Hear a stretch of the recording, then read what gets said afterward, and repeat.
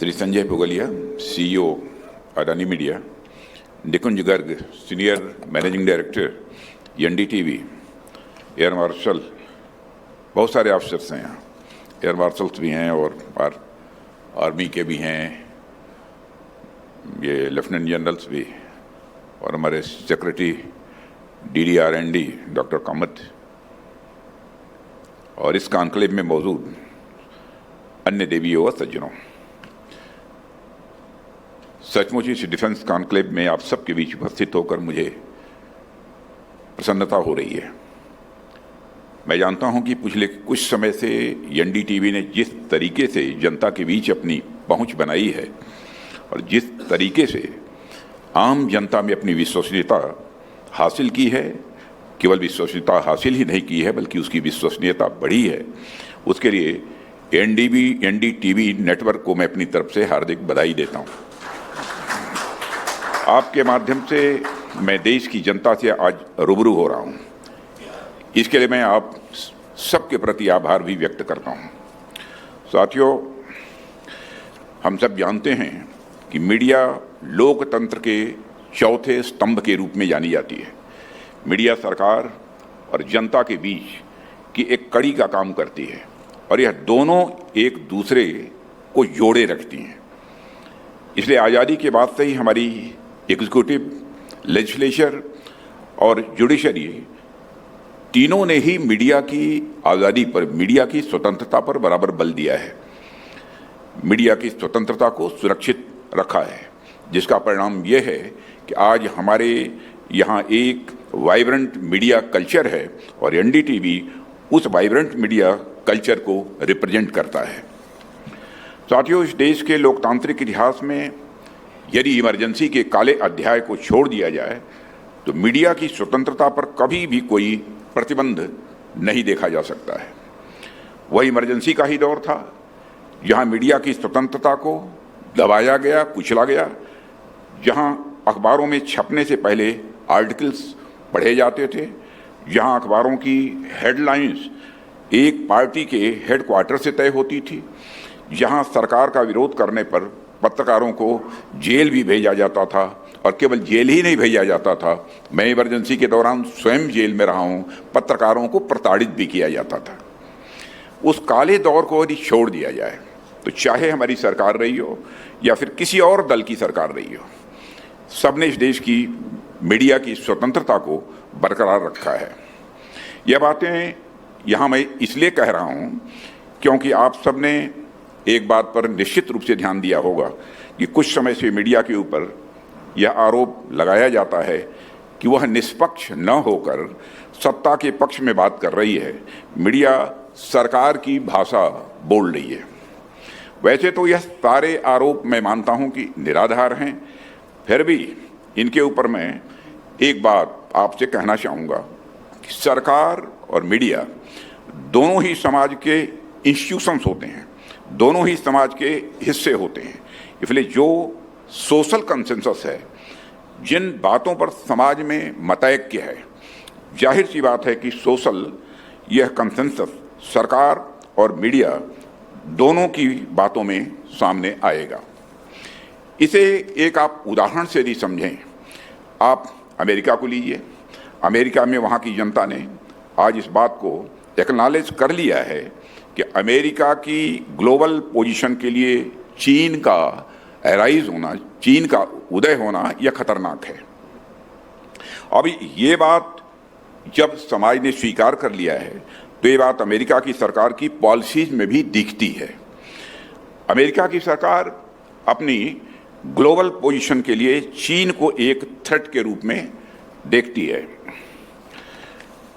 साथियों, अमेरिकी सरकार का यह स्टैंड अमेरिका की मीडिया में भी यह दिखता है। अमेरिकन मीडिया के आप आर्टिकल्स पढ़ें, न्यूज एनालिसिस पढ़ें, तो वहाँ मीडिया चीन को एक थ्रेट के रूप में देखती है। इसका अर्थ यह तो नहीं हुआ कि अमेरिका की सरकार ने वहाँ की मीडिया पर कंट्रोल किया हुआ है। लोकतांत्रिक देशों में, चाहे वो अमेरिका हो, भारत हो या यूरोप के देश हों, उनमें समाज जो सोचता है, जो सामाजिक मतैक्य होता है, सरकार उसी दिशा में काम करती है और प्रायः यही देखने को मिलता है कि सरकार की जो दिशा है लगभग वही विचार मीडिया में भी परिलक्षित होते हैं, वही विचार वहाँ के लेखकों में भी परिलक्षित होते हैं, वहाँ के विचारकों में भी स्वाभाविक रूप से परिलक्षित होते हैं।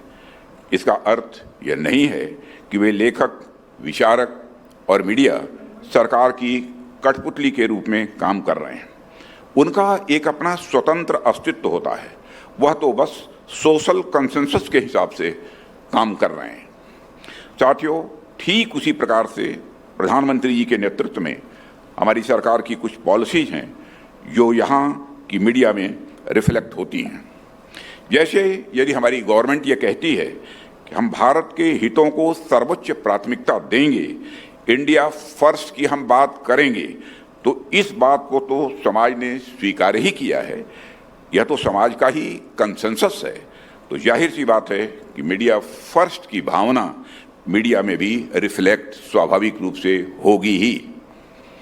यदि हमारी सरकार भ्रष्टाचार व्यवस्था से भ्रष्टाचार मुक्त व्यवस्था की बात करती है, तो यह बात स्वाभाविक रूप से मीडिया में रिफ्लेक्ट होगी ही।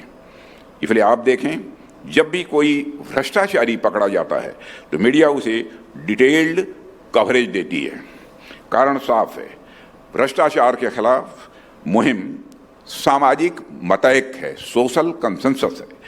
सरकार और मीडिया के साथ साथ मैं तो मानता हूं कि लोकतांत्रिक व्यवस्था में विपक्ष भी एक सामाजिक संस्था है जो सोशल कंसेंसस को ईमानदारी से मुखरित करने में अपना योगदान करती है। इस स्वरूप में मैं विपक्ष का सम्मान करता हूं, पर यह दुर्भाग्यपूर्ण है कि वर्तमान में विपक्ष सोशल कंसेंसस को सामने लाने की अपनी जिम्मेदारी का पूरी तरीके से निर्वहन नहीं कर रही है। ऐसे में मैं कहूँगा कि मीडिया की जिम्मेदारी स्वाभाविक रूप से और बढ़ेगी।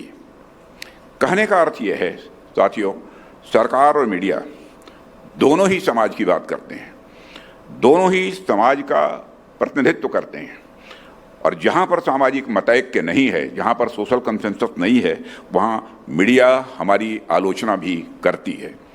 और जब कभी हमारी पॉलिसीज़ की आलोचना होती है तो उसे हम स्वीकार करते हैं और उसे सुधारने का हम भरसक प्रयत्न भी करते हैं। आलोचना को लेकर हमारा यह जो एक सकारात्मक रवैया है, जो हमारी पॉजिटिव अप्रोच है, यही कारण है कि हमारी आलोचना ज़्यादा नहीं होती है। इसका उदाहरण मैं आपको देता हूँ। हम जब कोई स्कीम लागू करते हैं तो मीडिया उस स्कीम के इम्प्लीमेंटेशन को बड़ी गौर से फॉलो करती है, और जहाँ भी उसमें कमी है मीडिया तुरंत उसको हाईलाइट भी करती है। और जैसे ही मीडिया हाईलाइट करती है, हम उससे सीखते हैं और उस स्कीम के इम्प्लीमेंटेशन में जो आवश्यक सुधार करने की ज़रूरत होती है वो हम सुधार भी करते हैं। जब हम अपने काम में सुधार ले आते हैं तो मीडिया के द्वारा हमारी आलोचना स्वाभाविक रूप से ये बंद हो जाती है। जैसे आप सभी किसी स्कूल में देखें, यदि कोई बच्चा शिक्षक के समझाने पर समझ जाता है तो उसे अपनी छोटी गलतियों पर कम डांट पड़ती है, और यदि कोई बच्चा शिक्षक के समझाने पर भी नहीं समझता है तो उसे ज़्यादा डांट पड़ती है। मैं जीएसटी का उदाहरण आपके सामने रखना चाहूँगा। जब हमने जीएसटी यह एक्ट लागू किया था तो आप सब जानते हैं कि वह भारत के टैक्सेशन सिस्टम का एक बहुत बड़ा चेंज था, एक रेडिकल चेंज यदि इसे कहा जाए तो यह कहना भी एग्जैगरेशन नहीं होगा।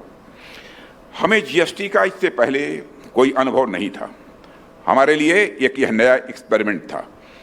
इसलिए जब हमने जीएसटी को लागू किया तो मीडिया ने उस स्कीम को बड़ी गंभीरता के साथ फॉलो किया, और जहां भी जीएसटी में कमी दिखती थी मीडिया तुरंत उस चीज़ को हाईलाइट करती थी।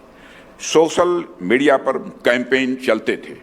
उन सारी चीज़ों को देखते हुए हमारी सरकार तुरंत ही उन कमियों को एनालाइज करके ठीक करती थी, और आज आप देखिए कि जीएसटी एक इस्टेब्लिश्ड सिस्टम बन चुका है, जहां इसकी आलोचनाएं अब कम होती हैं, जहां उसकी कमियां 9 के बराबर दिखाई देती हैं।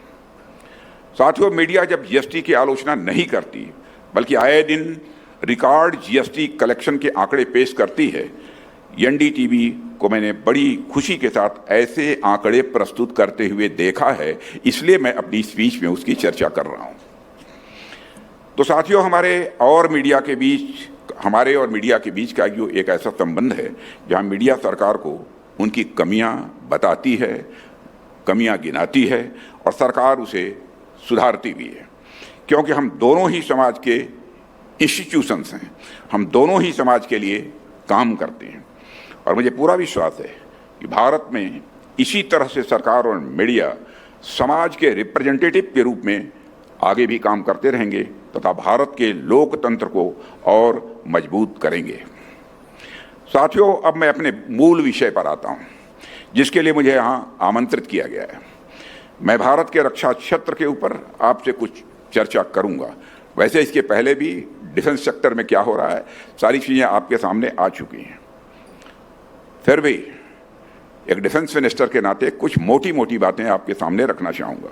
साथियों, मैं अनेक मंचों पर कई बार इस बात की चर्चा कर चुका हूँ कि भारत में जब 2014 में प्रधानमंत्री जी के नेतृत्व में हमारी सरकार आई तो हमने रक्षा क्षेत्र को अपनी सबसे बड़ी प्रायोरिटीज में से एक रखा। हमने डिफेंस सेक्टर में आत्मनिर्भरता की ओर कदम बढ़ाया।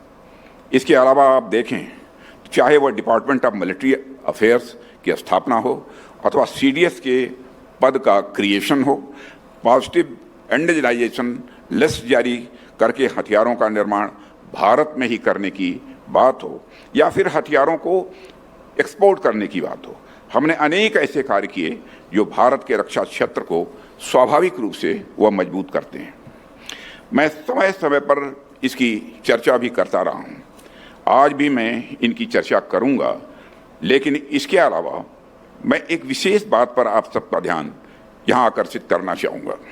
साथियों, डिफेंस सेक्टर में आत्मनिर्भरता को बढ़ाने का हमारा जो प्रयास है, मिलिट्री मॉडर्नाइजेशन पर जो हमारा ध्यान है तथा भारत के रक्षा क्षेत्र को और सशक्त बनाने का जो हमारा प्रयास है, उसे मैं हमारी इस सरकार के आइडियोलॉजिकल कमिटमेंट में एक कंटेक्चुअलाइज्ड करने का मैं प्रयास करूंगा। जब हम ये कहते हैं कि हमारी सरकार आने के बाद हमने मिलिट्री मॉडर्नाइजेशन पर ध्यान दिया, रक्षा क्षेत्र में आत्मनिर्भरता की ओर हमने ध्यान दिया, तो मेरे कहने का यह कदापि अर्थ नहीं है कि पहले की सरकारों ने रक्षा क्षेत्र को मजबूत बनाने में ध्यान नहीं दिया। पहले की सरकारों ने भी रक्षा क्षेत्र पर ध्यान दिया है, उन्होंने भी अपने ढंग से देश की रक्षा व्यवस्था को मजबूत करने का प्रयास किया है, पर हमारे और उनके बीच एक बहुत बड़ा अंतर है, और वो बहुत बड़ा अंतर है नजरिए का, दृष्टिकोण का। रक्षा क्षेत्र में भारत को सशक्त बनाने का जो हमारा नजरिया है वह भारत की क्षमता पर विश्वास करने का है, लेकिन पुरानी सरकारों का जो नजरिया था वह कहीं न कहीं संशयात्मक था। वह भारत की क्षमता पर शायद उतना विश्वास नहीं करते थे जितना हमारी सरकार भारत और भारतवासियों की क्षमता पर विश्वास करती है।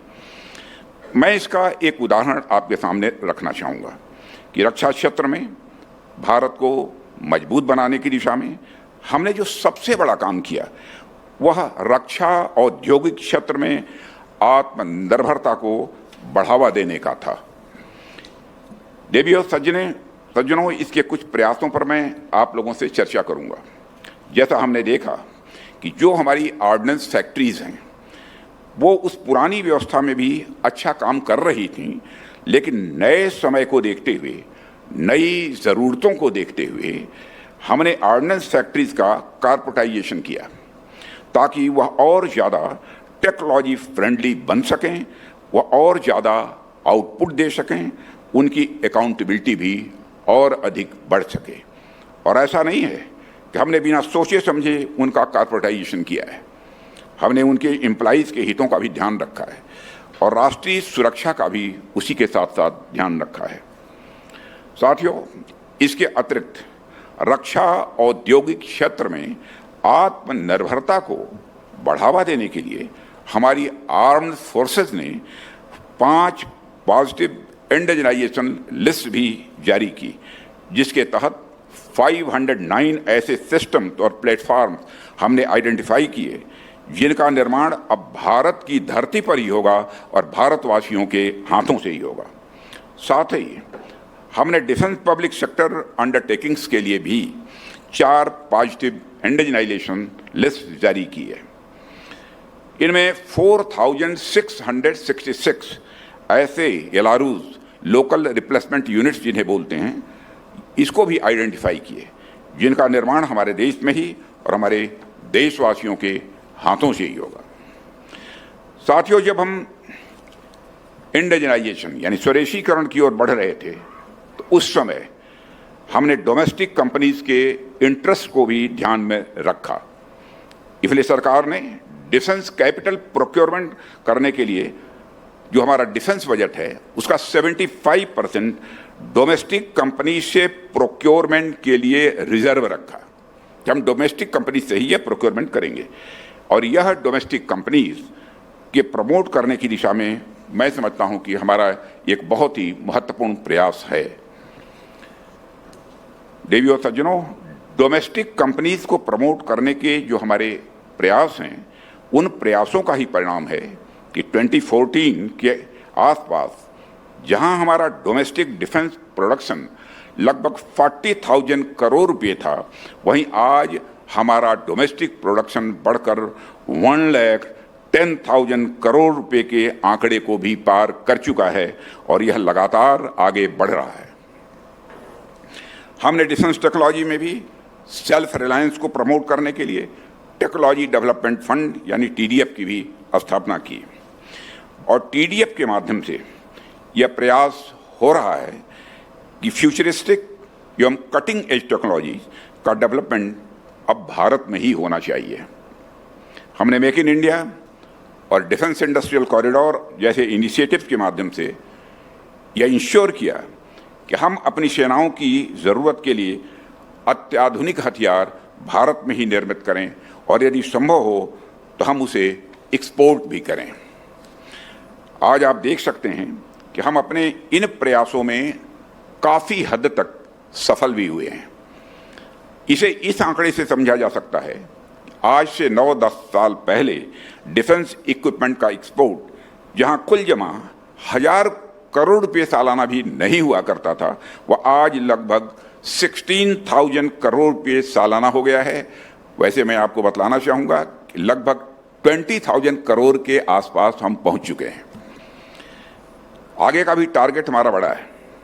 हम लोगों ने तय किया है कि 28-29 आते आते हमारा एक्सपोर्ट अप्रॉक्सीमेटली 50,000 करोड़ तक पहुंचना चाहिए, यह हमारा टारगेट है और उस टारगेट को हम अचीव करेंगे, मैं पूरी तरह से कॉन्फिडेंट हूं। साथियों, हमने इनोवेटिव आइडियाज लाने वाले नौजवानों को भी काफ़ी इनकरेज किया है, उनको प्रोत्साहित किया है। मैं यहाँ विशेष रूप से इनोवेशन फॉर डिफेंस एक्सलेंस यानी आईडेक्स का जिक्र करना चाहूँगा।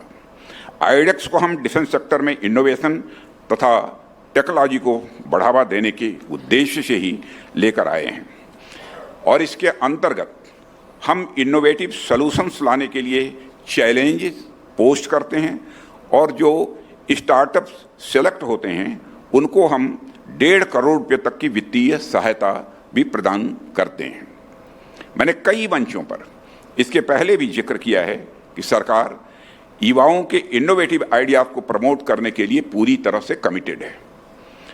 यदि हमारे नौजवान एक कदम आगे बढ़ेंगे तो हमारी सरकार 100 कदम आगे बढ़कर उनकी मदद करेगी, यह हमारा संकल्प है। और यह सिर्फ कहने की बात नहीं है, हमने अपने कार्यों से इसे सिद्ध भी किया है।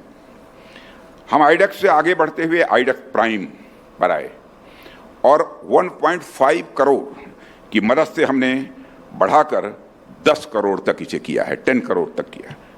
यह हमारे नौजवानों की मेहनत का ही परिणाम है कि आईडेक्स को प्राइम मिनिस्टर इनोवेशन अवार्ड से भी सम्मानित किया गया है। साथियों, हमारी डीपीएसयू और सर्विसेज ने जितने भी चैलेंजेस दिए, हमारे नौजवानों ने उसमें बढ़ चढ़कर हिस्सा लिया है और सफलतापूर्वक उन चैलेंजेस को स्वीकार करके उसे अंजाम भी दिया है। अब इस मुहिम को आगे बढ़ाते हुए हमने हाल ही में आईडेक्स प्राइम को भी अपग्रेड करके अदिति स्कीम को लॉन्च किया है अभी कुछ ही दिनों पहले, जहां हम अपने नौजवानों को तथा हम उनके स्टार्टअप्स को उनकी इनोवेशन की मदद के लिए पूरे 25 करोड़ तक की मदद प्रोवाइड करेंगे। साथियों, ये सारे काम जो मैंने अब तक गिनाए, इन कामों को करने के पीछे कुछ कारण थे। जब भी बात टेक्नोलॉजी की होती है तो विकासशील देशों के पास दो तरह के रास्ते होते हैं, एक इनोवेशन का और दूसरा इमिटेशन का। कई सारे अर्थशास्त्री यह मानते हैं कि आमतौर पर जो देश विकास की दौड़ में पीछे रह गए हैं उनके लिए इमिटेशन कम एक्सपेंसिव होता है, उनके लिए इमिटेशन कम एक्सपेंसिव होता है। यानी कि जो भी टेक्नोलॉजी अमेरिका, जापान व यूरोप की डेवलप्ड कंट्रीज में डेवलप्ड हो चुकी है, उन टेक्नोलॉजीज को इमिटेट करके विकासशील देश अपना विकास कर सकते हैं।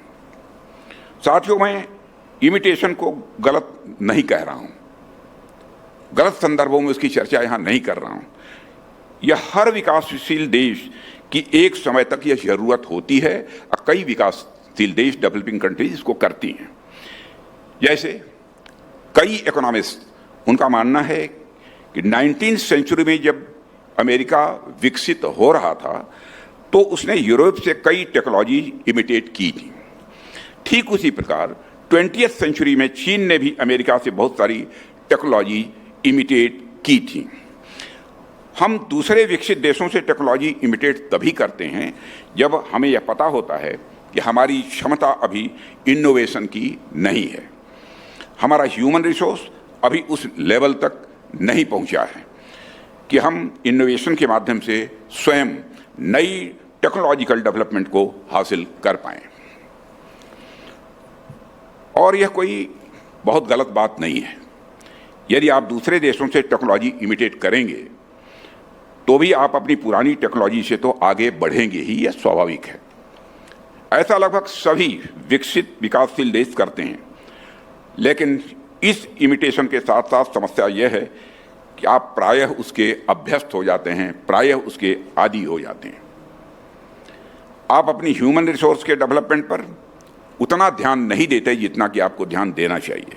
इसके अलावा आपको जो टेक्नोलॉजी हासिल होती है वह दोयम दर्जे की होती है, और दोयम दर्जे की टेक्नोलॉजी की वजह से आप डेवलप्ड कंट्री से हमेशा 20-30 साल पीछे ही रहते हैं, चाहे वह रक्षा का क्षेत्र हो या कोई सिविलियन सेक्टर हो।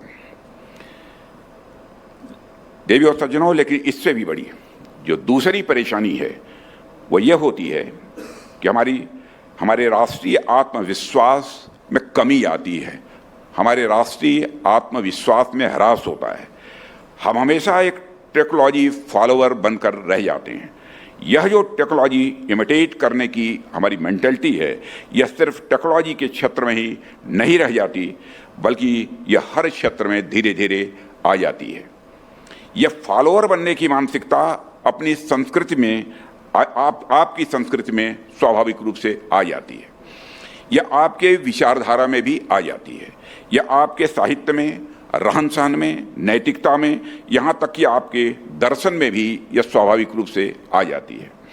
प्रधानमंत्री जी ने इसी फॉलोअर मेंटलिटी को गुलामी की मानसिकता कहा है। जैसे यदि आप किसी 15 साल के बच्चे से पूछें कि विश्व का महानतम लेखक कौन है, तो बच्चा विलियम शेक्सपियर कहेगा, तुरंत जवाब देगा विलियम शेक्सपियर। उस बच्चे के दिमाग में कालिदास, सुब्रमण्यम भारती या रविन्द्रनाथ टैगोर जैसे भारतीय लेखकों का ध्यान शायद ही आए। अब तो स्थितियां फिर भी बदल रही हैं, पर कुछ वर्ष पहले तक ऐसा ही था। मैं भी बहुत पहले यही शेक्सपियर को ही बोलता था। मेरे कहने का अर्थ यह है कि इमिटेशन किसी राष्ट्र की मानसिकता पर भी बहुत गहरा असर छोड़ती है। एक तरह से गुलामी की मानसिकता आ जाती है जिसका असर कई जनरेशंस तक बना रहता है। साथियों, ऐसे में सरकार का, मीडिया का, बल्कि हमारा जो इंटेलेक्चुअल क्लास का भी स्वाभाविक रूप से यह कर्तव्य हो जाता है कि वह राष्ट्र को गुलामी की मानसिकता से बाहर निकाले। जैसा कि मैंने अभी कहा, प्रधानमंत्री जी ने लाल किले के प्राचीर से देश से यह आह्वान किया था कि हमें न सिर्फ गुलामी की मानसिकता से बाहर निकलना है, बल्कि अपनी राष्ट्रीय विरासत पर भी हमें गौरव की अनुभूति करनी चाहिए। प्रधानमंत्री जी ने सिर्फ यह कहा ही नहीं, बल्कि उन्होंने अपने काम से इस दिशा में कदम भी बढ़ाया। इसके लिए नई राहें बनानी होती हैं। लीक पर चलकर यह उद्देश्य नहीं पाया जा सकता है। साथियों, लीक पर चलना मतलब बने बनाए रास्ते पर चलना होता है। लीक पर चलने के बारे में जब आप दिल्ली मुंबई के एजुकेटेड बच्चों से पूछेंगे तो आपको रॉबर्ट फ्रॉस्ट की पोएम के बारे में भी बताएंगे कि two roads diverge in a wood and I took the one less travelled by and that has made all the difference. मतलब मैं जीवन के दो राहें पर था, मैंने वह रास्ता चुना जिस पर कम लोग चलते थे। मेरे इस निर्णय ने मेरे जीवन को सफल बनाया। आगे वह बढ़ता है जो लीक पर नहीं चलता है। इसका तात्पर्य यह हुआ। यह निश्चित रूप से एक अच्छी कविता है, पर यही अच्छी कविता है ऐसा नहीं है। मैं कहता हूं, फिर दोहराना चाहूंगा, निश्चित रूप से एक अच्छी कविता है, पर यही अच्छी कविता है ऐसा बिल्कुल नहीं है। ऐसी कविताएं भारत में भी बहुत सारी हैं। मुझे सर्वेश्वर दयाल सक्सेना की जो पंक्तियां याद आ रही हैं उसकी मैं चर्चा यहां करना चाहूंगा। लीक पर वे चलें जिनके चरण दुर्बल और हारे हैं, हमें तो जो हमारी यात्रा से बने ऐसे अनिर्मित पंथ प्यारे हैं। ऐसे में साथियों, सिर्फ रॉबर्ट फ्रॉस्ट की कविता को जाना जाए और सर्वेश्वर दयाल सक्सेना जी की कविताओं को न जाना जाए तो कहीं ना कहीं हमारे अपने राष्ट्रीय स्वाभिमान से समझौता करने जैसा हो जाता है। हमें दूसरों के बारे में जानना है, लेकिन उसके साथ साथ हमें अपने राष्ट्रीय विरासत को भी जानना है और उस पर भी हमें गर्व महसूस करना है। इसलिए हमने आत्मसम्मान की बात की। हमने जब आत्मनिर्भर भारत की ओर कदम बढ़ाया तो हमने भारतीय इंडस्ट्रीज पर विश्वास किया, हमने भारतीय नौजवानों पर विश्वास किया, हमने भारतीय कंपनियों पर विश्वास किया, हमने भारतीय एंटरप्रेन्योर्स पर भरोसा किया, हमने लार्सन एंड टुब्रो पर भरोसा किया, हमने टाटा पर विश्वास किया, हमने मझगांव डाक शिप बिल्डर्स लिमिटेड पर भरोसा किया, हमने हिंदुस्तान एरोनॉटिक्स लिमिटेड पर विश्वास किया। हमने इन कंपनियों के लिए एक अच्छा इन्वायरमेंट भी प्रदान किया। हमने अपने नौजवानों पर भरोसा किया, उनके इनोवेशन को बढ़ावा दिया, उनके लिए हम आईडेक्स लेकर आए। जैसा कि मैंने अभी आपसे जिक्र किया, हमारे युवा यदि एक कदम चलेंगे तो सरकार 100 कदम आगे बढ़कर उनके साथ खड़ी रही, और यदि वह 100 कदम आगे बढ़े तो सरकार 1000 कदम आगे बढ़कर उनकी मदद करेगी। यह हमारा संकल्प है। साथियों, नौजवानों पर या कहें हमारी नई पीढ़ी पर भरोसा करने की बात मैं कई हल्के में नहीं कर रहा हूं, बल्कि यह बेहद गंभीरता और जिम्मेदारी के साथ यह बात मैं आपके सामने रख रहा हूं।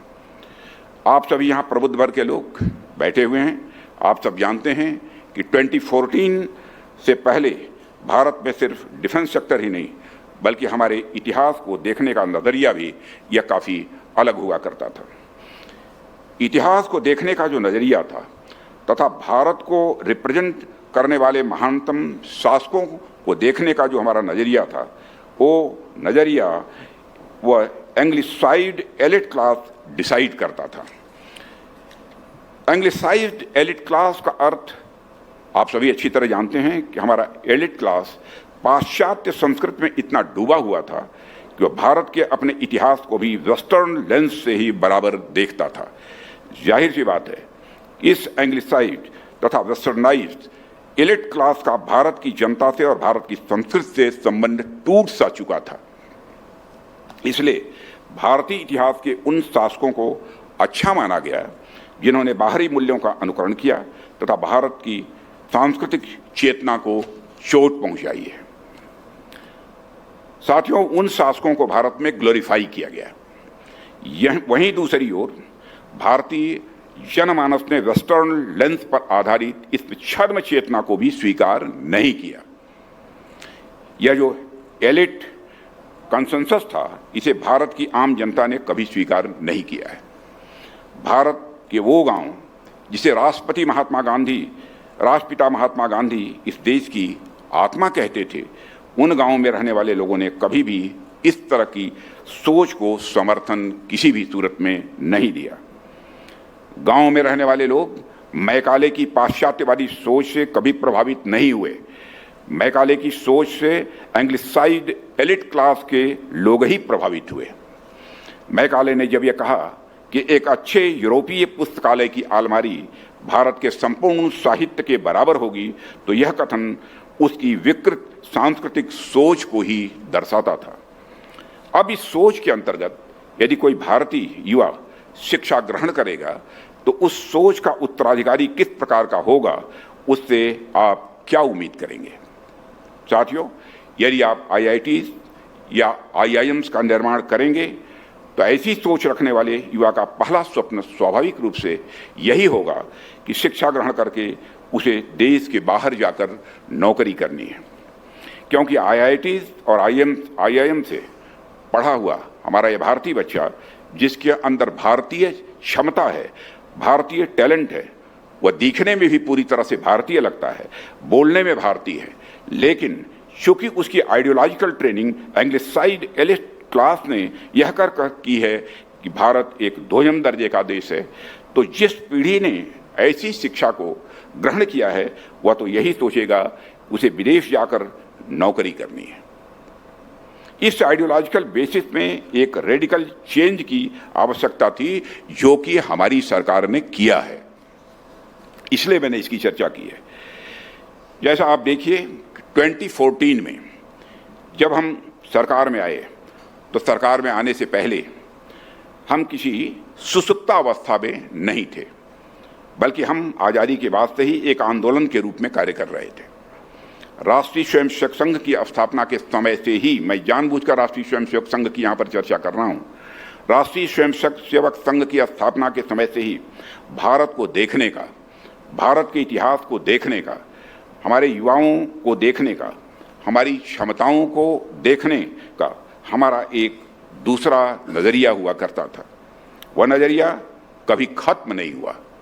इसलिए जब हम सरकार में आए तो हमने उस नज़रिए को सोशल कंसेंसस बनाया। साथियों, हम भारत के उस विश्वास के प्रतिनिधि हैं जो भारत अपने सप्तर्षियों की विद्वत्ता में विश्वास करता है।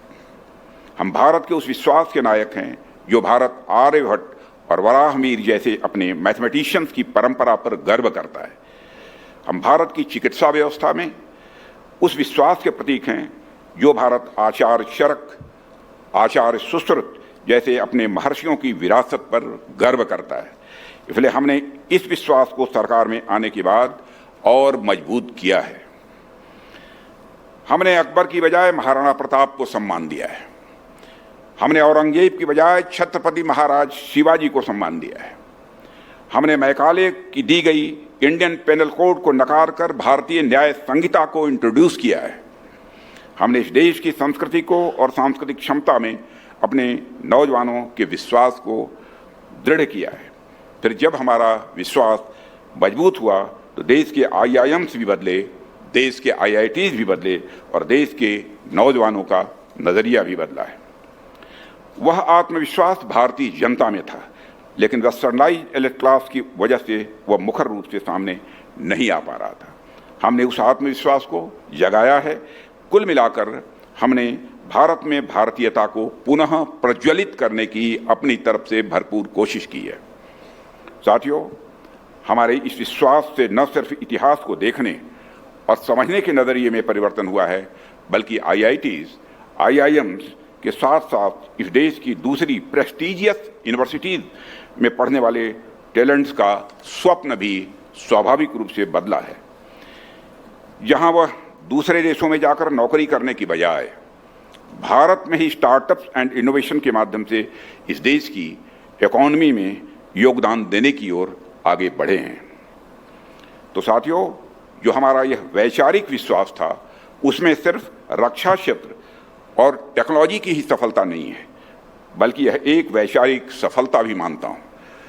इस वैचारिक सफलता के ऊपर मैं एक दूसरे तरीके से भी आप सबसे बात करना चाहूँगा।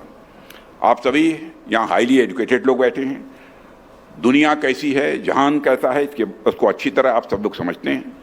आप सब जानते हैं कि दुनिया का कोई भी देश जब किसी दूसरे देश की ओर देखता है तो जाहिर सी बात है कि वह देश दूसरे देश की सेना को बहुत ज़्यादा पसंद नहीं करता है, चाहे कोई देश हो। जैसे आप किसी देश के नागरिक हैं तो क्या आपको किसी पड़ोसी देश की या किसी ताकतवर देश की सेना अच्छी लगेगी?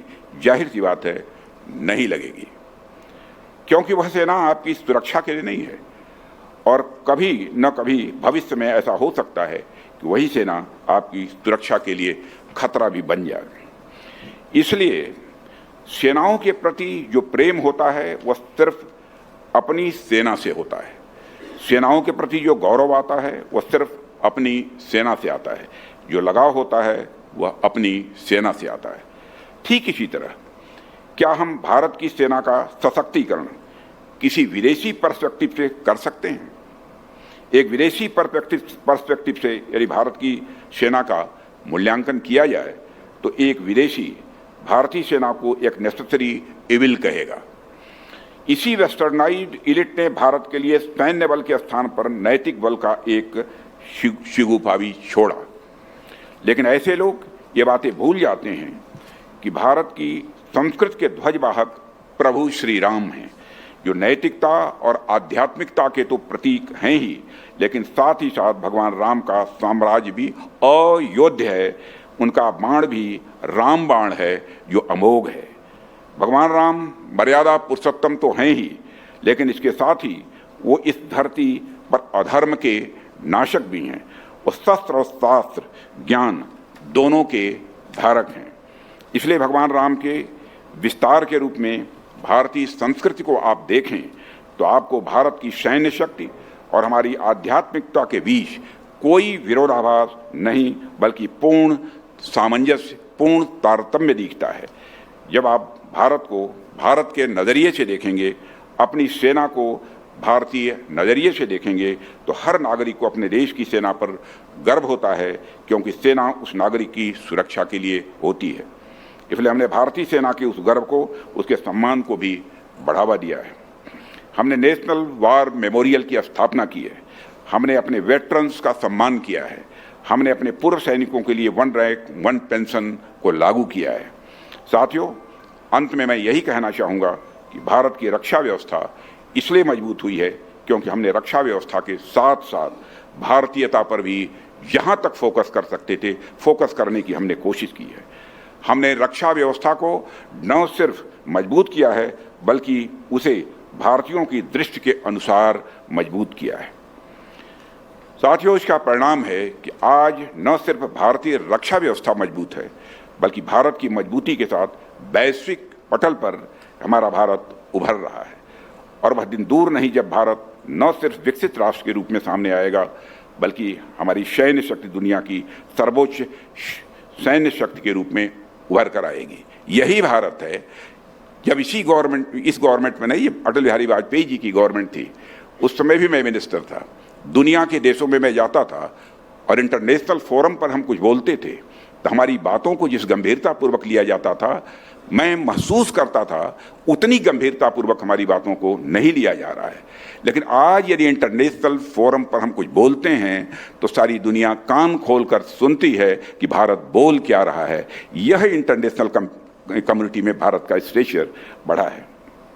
अंत में मैं एक बार फिर से आप सभी का आभार व्यक्त करता हूं कि आप सभी ने मुझे इस कार्यक्रम में आमंत्रित किया और इस कार्यक्रम की सफलता के लिए अपनी हार्दिक शुभकामनाएं देते हुए अपना निवेदन समाप्त करता हूं।